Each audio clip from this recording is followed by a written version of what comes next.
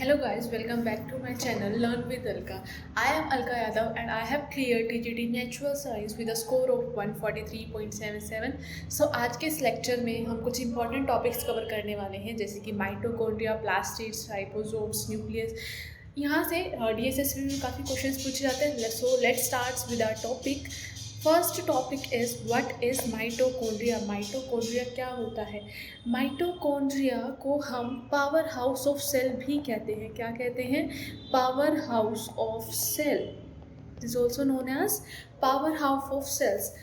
इसका जो शेप होता है वो कैसा होता है? बोट शेप का होता है। देखो कुछ इस तरह से बोट शेप का होता है जिसको हम सॉसेज शेप भी कहते हैं। डबल मेम्ब्रेन प्रेजेंट होती है। देखो ये आपको दिख रही है कि एक मेम्ब्रेन ये प्रेजेंट है, one membrane is this and another membrane is this. दो मेम्ब्रेन प्रेजेंट होती है कि मतलब क्या हुआ कि माइटोकॉन्ड्रिया हमारा डबल मेम्ब्रेन बाउंड स्ट्रक्चर हुआ। ठीक है, with outer and the inner membrane. एक बाहर की मेम्ब्रेन होगी जिसको हम आउटर मेम्ब्रेन कहेंगे और एक अंदर की तरफ मेम्ब्रेन होगी जिसको हम इनर मेम्ब्रेन कहेंगे, जो कि लुमेन को डिवाइड करती है। Inner and outer membrane lumen को डिवाइड करती है आउटर कंपार्टमेंट में। आउटर मेम्ब्रेन आउटर कंपार्टमेंट में डिवाइड करेगी, so this is the outer compartment. और इनर मेम्ब्रेन क्या करेगी? इनर कंपार्टमेंट में डिवाइड करेगी।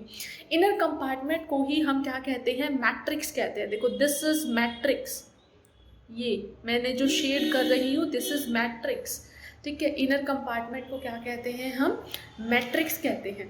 अब देखो जो आपकी इनर मेम्ब्रेन होती है, माइटोकॉन्ड्रिया की जो इनर मेम्ब्रेन है वो क्या करती है? देखो अंदर की तरफ इस तरह से फोल्ड होकर like this way it get folds up and forms the cristae. इनको हम क्या कहते हैं? क्रिस्टे कहते हैं। ठीक है, माइटोकॉन्ड्रिया साइट है एरोबिक रेस्पिरेशन का and during aerobic respiration it produces energy in the form of ATP. ATP के फॉर्म में एनर्जी बनाती है। एटीपी का फुल फॉर्म होता है एडिनोसाइन ट्राइफॉस्फेट। ठीक है, माइटोकॉन्ड्रिया के पास सिंगल सर्कुलर डीएनए होता है, आरएनए भी होता है। इसके पास अपने खुद के राइबोसोम्स होते हैं जो 70S टाइप के होते हैं। और माइटोकॉन्ड्रिया मल्टीप्लाई करते हैं, डिवाइड करते हैं by a process known as fission. Okay, now next topic is plastids. Plastids क्या होते हैं? प्लास्टिड्स हमें प्लांट सेल में, देखो हमने जब प्लांट और एनिमल सेल का डिफरेंस पढ़ा था तब मैंने उसमें बताया था कि प्लांट सेल में प्लास्टिड्स होते हैं लेकिन एनिमल सेल्स में प्लास्टिड्स नहीं होते हैं। ठीक है, तो प्लास्टिड्स किस में होंगे? प्लांट सेल में और यूग्लिनोनोइड्स, इन दोनों में ही क्या होते हैं? प्लास्टिड्स प्रेजेंट होते हैं। ओके, नाउ अब प्लास्टिड के पास स्पेसिफिक पिगमेंट होता है। प्लास्टिड्स के पास क्या होता है? स्पेसिफिक पिगमेंट होता है जो इनको क्या करता है? कलर देता है। It at impart specific colour to the plastid. ठीक है, हमारे पास डिफरेंट टाइप के प्लास्टिड होती है जैसे कि क्लोरोप्लास्ट एक प्लास्टिड है। इसके पास कौन सा पिगमेंट होता है? क्लोरोप्लास्ट प्लास्टिड के पास क्लोरोफिल पिगमेंट होता है जो कि ग्रीन कलर का होता है, ग्रीन कलरेशन प्रोवाइड करता है। और क्या होता है? क्लोरोप्लास्ट के पास कौन सा पिगमेंट होता है? कैरोटिनॉइड पिगमेंट होता है। Next plastid is chromoplast. Chromoplast मतलब कलर्ड प्लास्टिड। क्रोमो का मतलब देखो, क्रोम का मतलब ही क्या होता है? कलर होता है। तो क्रोमोप्लास्ट क्या है? कलर्ड प्लास्टिड है। इसके पास क्या होते हैं pigments? Carotene and the xanthophyll are the pigments of chromoplast. Next is leucoplast. Leucoplast is a colourless plastid. इसका कोई कलर नहीं होता, so it is a colourless plastid. अब देखो ल्यूकोप्लास्ट के भी डिफरेंट टाइप है। ल्यूकोप्लास्ट जो प्लास्टिड है it has different types also, that is amyloplast, elaioplast and aleuroplast. Amyloplast store करती है कार्बोहाइड्रेट को। इलायोप्लास्ट, देखो इलायोप्लास्ट किसको स्टोर करती है? ऑयल्स एंड फैट्स को। एल्यूरोप्लास्ट स्टोर करती है प्रोटीन को। सो ल्यूकोप्लास्ट में भी हमारे पास तीन टाइप की प्लास्टिड्स आ जाती है। One that store carbohydrate that is amyloplast, एक जो कि सॉइल और फैट को स्टोर करती है जिसको हम इलायोप्लास्ट कहते हैं, और एक जो प्रोटीन को स्टोर करती है उसको हम एल्यूरोप्लास्ट कहते हैं। सो प्लास्टिड टॉपिक हमारा कंप्लीट होता है। Next topic is chloroplast. Plastid का ही chloroplast is a plastid. So chloroplast को हम थोड़ा डिटेल में पढ़ेंगे बिकॉज फोटोसिंथेसिस के के लिए बहुत इंपॉर्टेंट प्लास्टिड है फोटोसिंथेसिस। क्लोरोप्लास्ट की वजह से ही हो पाता है, क्योंकि इसके अंदर क्या है, क्लोरोफिल पिगमेंट है, जो कि क्या करता है, सन रेज को एब्जॉर्ब करता है। हमने पढ़ा भी होगा जूनियर क्लासेस में, वैसे भी आपने पढ़ा हुआ होगा, आप जानते भी होंगे कि फोटोसिंथेसिस के लिए सनलाइट बहुत ज़रूरी होती है। तो ये सनलाइट मिलती कैसे है प्लांट को, प्लांट के अंदर जाती कैसे है, by a pigment known as chlorophyll, जो कि क्लोरोप्लास्ट के अंदर प्रेजेंट है। ठीक है, अब देखो ये क्लोरोप्लास्ट कहाँ प्रेजेंट होगा, ये क्लोरोप्लास्ट लीव्स में प्रेजेंट होगा। लीफ के वो सेल्स जिनके अंदर क्लोरोप्लास्ट प्लास्टिड होगी, उन सेल्स को हम क्या कहेंगे, मीजोफिल सेल्स कहेंगे। कौन से सेल्स कहेंगे, मीजोफिल सेल्स कहेंगे। ओके, देखो क्लोरोप्लास्ट कुछ इस तरह का दिखाई देता है। This is the diagram of the chloroplast. Let me explain, ध्यान से सुनना। क्लोरोप्लास्ट में क्या होता है, डबल मेम्ब्रेन बाउंड स्ट्रक्चर है। कैसा है, double membrane bound. This is the outer membrane and this one is the inner membrane. So क्या हुआ, डबल मेम्ब्रेन बाउंड स्ट्रक्चर हुआ। ठीक है, अब देखो क्लोरोप्लास्ट के पास थाइलाकोइड्स होते हैं। दीज आर थाइलाकोइड्स, जैसे गोल गोल ये कॉइन जैसे, ये क्या है, थाइलाकोइड्स। और ये थाइलाकोइड्स क्या करते हैं, ऊपर एक दूसरे के ऊपर स्टैक कर जाते हैं, like a pile of coin. जैसे पाइल ऑफ कॉइन होता है, कॉइन को एक के ऊपर एक रखते हो, वैसे ही थाइलाकोइड क्या करते हैं, एक के ऊपर स्टैक हो जाते हैं, अरेंज हो जाते हैं। जब ये स्टैकिंग हो जाती है थाइलाकोइड की, एक के ऊपर एक अरेंज हो जाते हैं, तब हम इसे क्या कहेंगे, ग्रेना। क्या कहेंगे, ग्रेना या फिर granum. Okay, now these grana are attached to each other। देखो these are attached to each other through these extensions, और इन extensions को क्या कहते हैं हम, स्ट्रोमा लेमेले। क्या कहते हैं, stroma lamellae. these extensions are known as stroma lamellae. अगर क्वेश्चन है कि थाइलाकोइड आपस में कैसे जुड़े हुए, through stroma lamellae. when thylakoids arrange in a stack, एक के ऊपर एक अरेंज हो जाते हैं, तो हम उसको ग्रानम कहते हैं। एंड दिस मैट्रिक्स, ठीक है, इनसाइड द क्लोरोप्लास्ट, इसको हम कहते हैं स्ट्रोमा। क्या कहते हैं, स्ट्रोमा कहते हैं। स्ट्रोमा में क्या होता है, स्ट्रोमा में एंजाइम्स होते हैं जो कि रिक्वायर्ड होते हैं for the synthesis of carbohydrate and the proteins. तो स्ट्रोमा में आपको क्या मिलेंगे, एंजाइम्स मिलेंगे।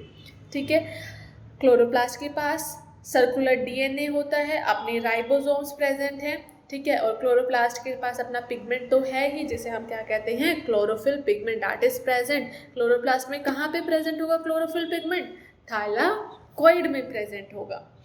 Next is ribosomes. राइबोसोम्स की जो डिस्कवरी की थी वो किसने की थी, जॉर्ज पैलाडे ने की थी। ठीक है, राइबोसोम्स किसके कब बने हुए हैं, they are composed of RNA. Eukaryotes में राइबोसोम्स 80S टाइप के होते हैं, प्रोकैरियोट्स में 70S टाइप के होते हैं। Now what this S stand for, देखो जैसे आप लेंथ को मीटर में नापते हो, मेजर करते हो, ठीक है, वेट को केजीज में मेजर करते हो, वैसे ही हम राइबोसोम्स को मेजर करते हैं in this unit, that is known as Svedberg's unit. और इसको हम शॉर्ट में डिनोट करते हैं, जैसे मीटर को एम में, किलोग्राम को केजी से डिनोट करते हैं, वैसे ही सेवेंबर्ग्स यूनिट को एस से डिनोट करते हैं। अब देखो जो राइबोसोम्स है वो 2 यूनिट से बना होता है। It is made up of 2 unit, 1 small unit and 1 large unit that combines to form complete 1 ribosomes। ठीक है, नाउ नेक्स्ट टॉपिक है साइटोस्केलेटन। देखो जो सेल है वहाँ पे फिलामेंटस प्रोटीनेशियस स्ट्रक्चर्स प्रेजेंट होते हैं, इलाबोरेट, बहुत ही कॉम्प्लेक्स, जिनको हम साइटोस्केलेटल कहते हैं। ठीक है, फंक्शन क्या है, मैकेनिकल सपोर्ट प्रोवाइड करते हैं, मोटिलिटी में, maintenance of the shape of the cell में इनका फंक्शन रहता है। Next topic is cilia and flagella. Cilia क्या होता है, सीलिया ओर्स के जैसे होते हैं, जो सेल की मूवमेंट के लिए हेल्प नहीं करते, बट जो आसपास के फ्लूइड प्रेजेंट है, लिक्विड प्रेजेंट है, उसका जो सराउंडिंग लिक्विड है उसके मूवमेंट के लिए रिस्पॉन्सिबल होता है cilia. Hair like structures. Flagella cilia से बड़ा होता है। देखो सीलिया, जैसे सपोज करो this is the organism, these are cilia. Okay, flagella, this is flagella, इतना बड़ा, देखो किससे बड़ा है, फ्लैजेला सीलिया से बड़ा होता है और रिस्पॉन्सिबल होता है मोटिलिटी के लिए, मतलब मूवमेंट के लिए रिस्पॉन्सिबल है। ठीक है, फ्लैजेला का हमने अपने प्रीवियस क्लासेस में पढ़ा भी था। फ्लैजेला 3 एलिमेंट्स का बना होता है, filament, hook and basal body. अगर आप फ्लैजिला का क्रॉस सेक्शन देखें तो वो कुछ इस तरह का आपको दिखाई देगा। जो सीलिया और फ्लैजिला है उनका कुछ अरेंजमेंट इस तरह से होता है। अगर आप देखो, सपोज करो दिस इज द फ्लैजिला, अगर आप इसको इतना कट करके माइक्रोस्कोप के अंदर देखोगे तो कुछ इस तरह का स्ट्रक्चर दिखेगा। सो देखो क्या क्या होता है, फ्लैजिला का स्ट्रक्चर कैसा होता है। This is the plasma membrane, flagella की प्लाज्मा मेम्ब्रेन है। पेरिफ्री पे कुछ इस तरह के डबलेट के फॉर्म में क्या प्रेजेंट होते हैं, माइक्रोट्यूब्यूल्स प्रेजेंट होते हैं, जो कि कैसे होते हैं, प्रोटीनेशियस होते हैं, प्रोटीन के बने हुए होते हैं। अब ये डबलेट्स आप सॉरी आपस में कनेक्टेड होते हैं through the inter doublet bridge.